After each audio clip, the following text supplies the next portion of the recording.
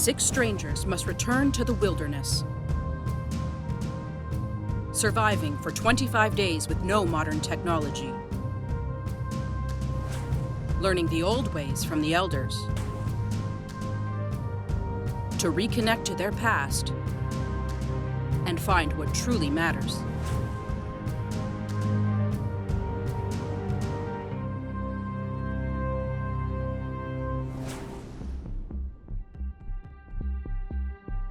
Times change, people grow, but the land remains. Like their ancestors, 6 strangers begin a 25-day journey to culturally reconnect and discover their identity. Surviving along old fur trade routes in northern Ontario, with no modern technology, they will learn the old ways from elders in the OG Cree territory of Achikimau, battling hardships and hunger to discover the importance of knowing where they come from and who they are. My name is Michaela Carrier. I'm from Cumberland House, Saskatchewan. I'm a Cree Métis. I grew up in the middle of nowhere on a trap line. Biju Opishikau Gijik, Indigenous, Migazi Indodem. So my spirit name means dawn of new day. For me, connecting with the land has been huge.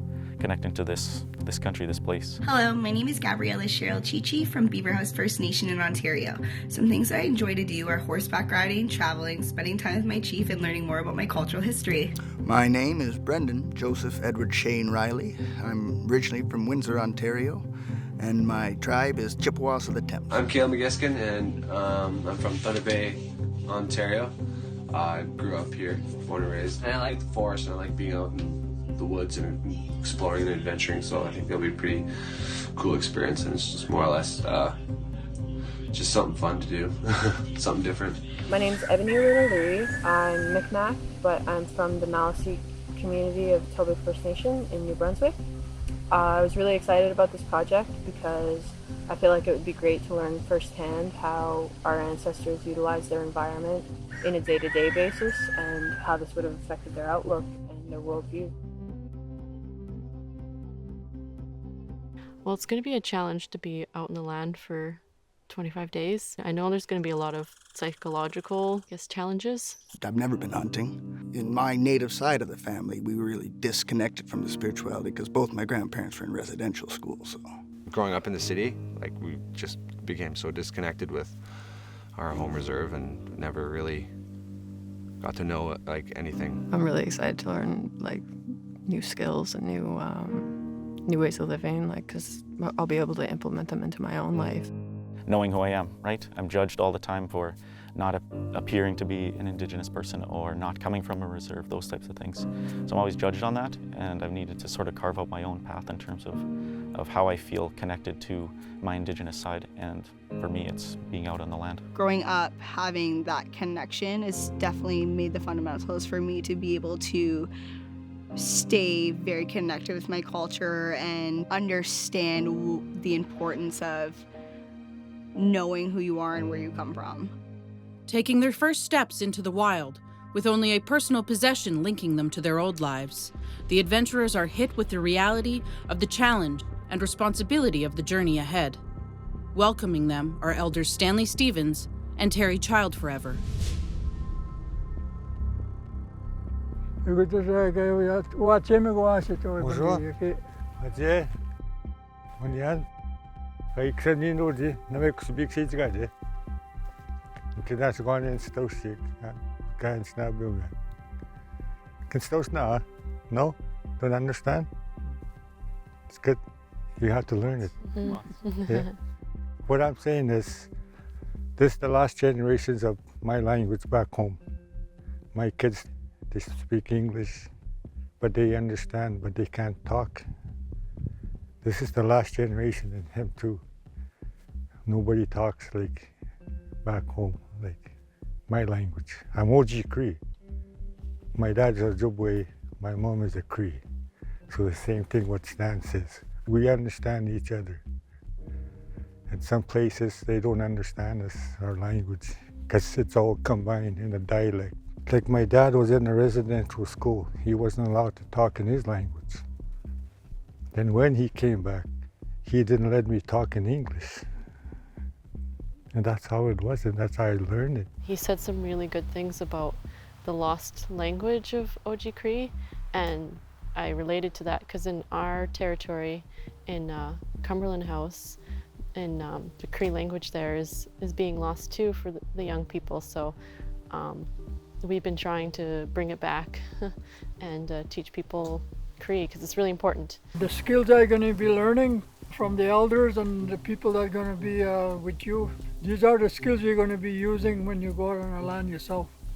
So hopefully, whatever you learn during this time, that you'll hold on to your skills and pass it on to the next generation. Keep all these skills going. We don't want to lose all these skills and pass it on to the next generation, So that way we'll survive on the land as long as the land is here. So we have to look after ourselves and look after the land, and we'll be a strong people again someday. And in order to be a strong person, you have to go out on the land and practice the old ways, and then that way you will be able to survive when the time comes when you go on the land by yourself. Whatever it's again it's mando. In an akumago na nortagizigak, minegi melomadzisiak. Mininan maskawiziwen, nestaga stentaguswin. Mlogonomanan, nesta shaweniminan, and nesta kagige, hinabuwa gigegon. Anurtitayan, Emelomatisak, Nortagizigak, and Nestagay, Mingres Kitchamandu, Mingres Kitchamandu. It's the opportunity to step back in time. How often do you get that? Maybe in terms of like working with other people for that long, I feel like that would be probably where I would learn something, is because I'm not really a team player, and so I've never thrown myself into a situation where I had to be a team player.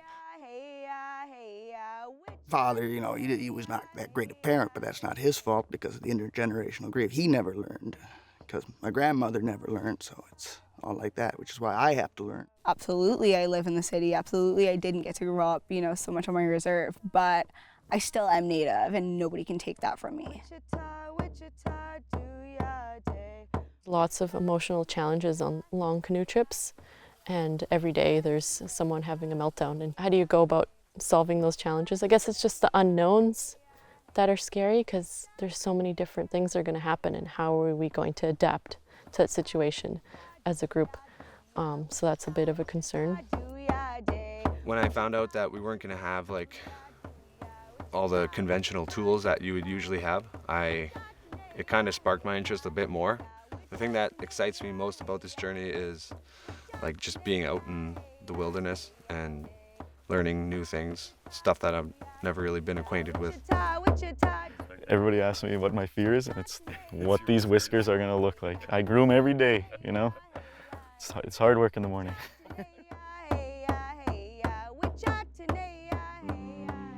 The struggle and importance of the journey sets in, overwhelming some with what lies ahead. For the next 25 days, the group of strangers must unite to survive. With teachings from elders in the Ojibwe language, they will learn hunting, shelter, and other skills essential to their journey. For countless generations, the ability to harvest, travel, and trade was made possible by birchbark canoes.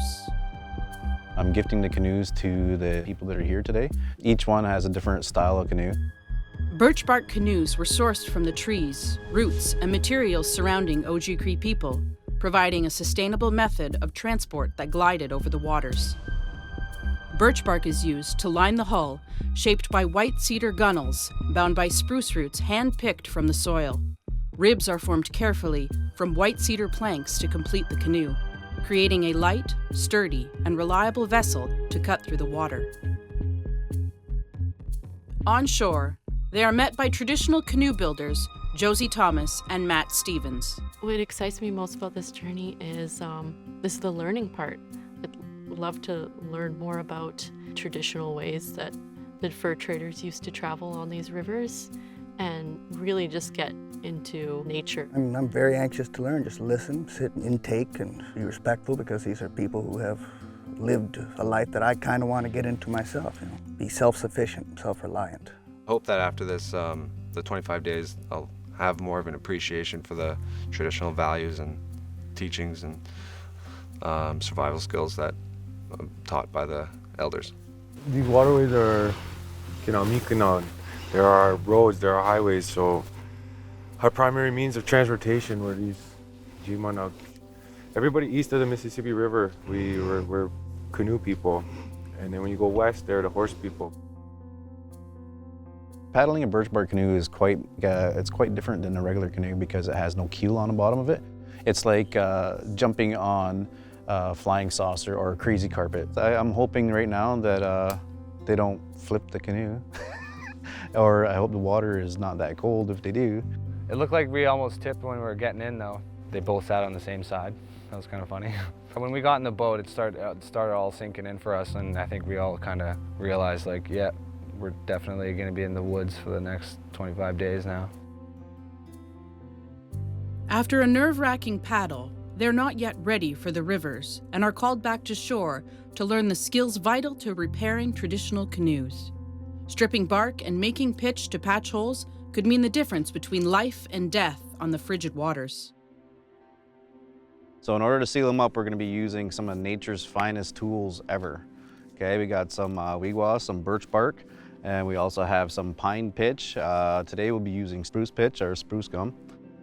What we want to look for is just the crystallizing of the sap that comes out of the tree. You don't want to cut into the tree. You just want to find the pieces on the outside of the tree.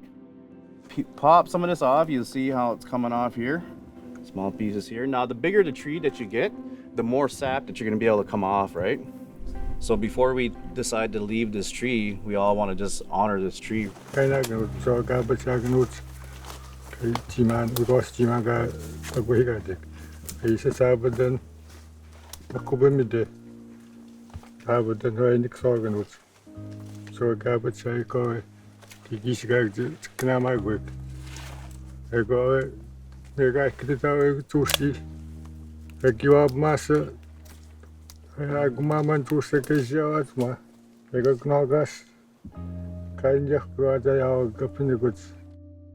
I've never made a patch for a birch bark canoe before, so this is the first time. And even cutting this birch bark today was the first time I've ever done that. So it's really cool to actually see it being done. So absolutely, I do feel like I am reconnecting more with my roots and being able to understand just how my ancestors had lived at one period. So these are all only like beneficial skills, and it definitely has gotten me a lot more in tune with, my roots and nature itself. Hearing someone say something is one thing, but seeing someone do something and then doing it yourself is the best way to learn. Yeah, absolutely. I think it's very important to be able to paddle your own canoe kind of thing, build it from scratch. And I'm really curious to test that if you slice one down and then around, if it just shed its own skin, so to speak. I'd really like to see that. That sounds interesting. And nature provides. Like, I can't remember the last time I've done my own laundry or cleaned my own house. I've always paid people to, so it's gonna be quite the experience. I don't know if I ever make a birch bark canoe. That seems pretty intense. Like, I've never been so grungy like this in my life. Like, there's no expectation of how you have to dress or how you have to be or how quick you have to have things done. Or I have sap all over my fingers because I was harvesting gooey stuff. Sticky sap. We made a good team. And at least I'm gonna learn some things. Hopefully when I go home I'll do my own laundry. Highly doubt it though.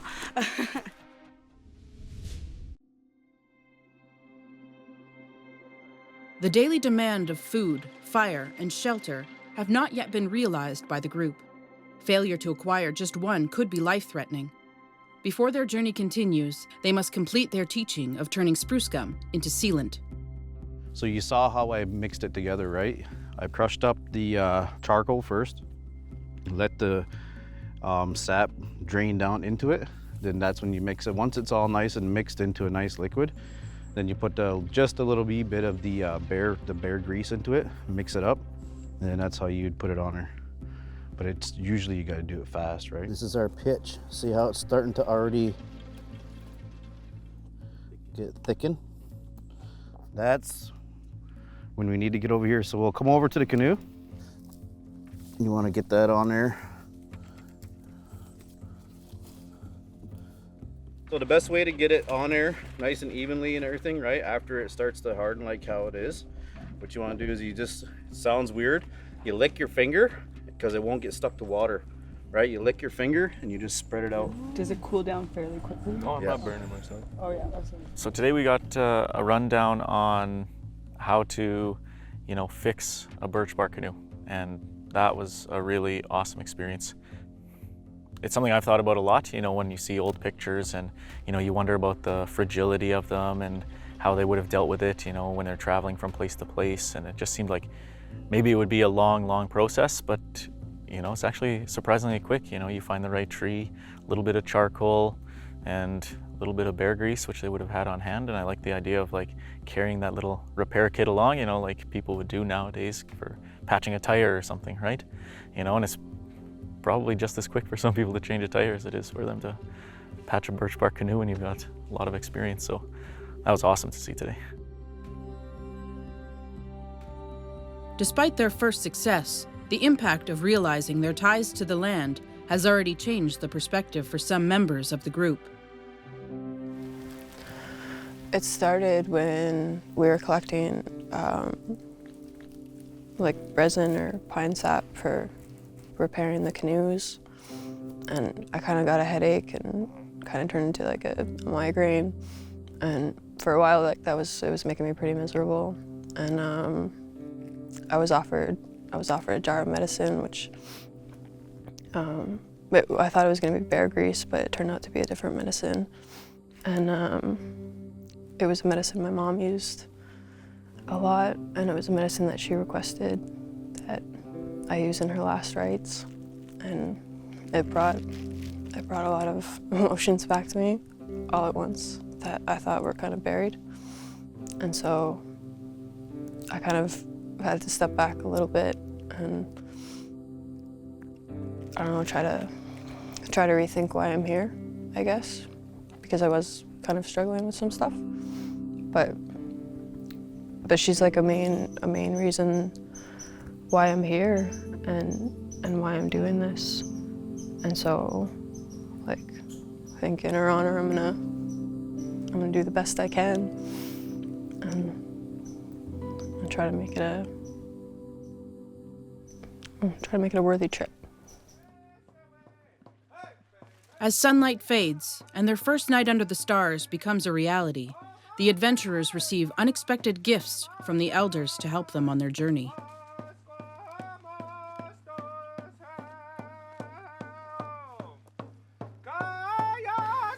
Tudzgi susem bagi.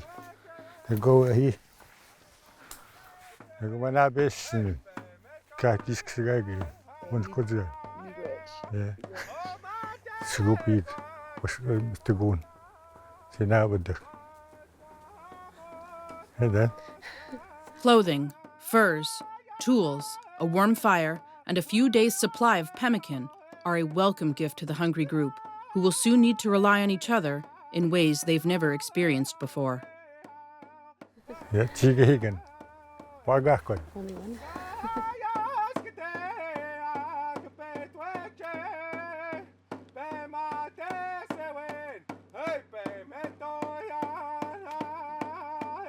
Traditionally, what we used to do is we used to camp out underneath the canoes.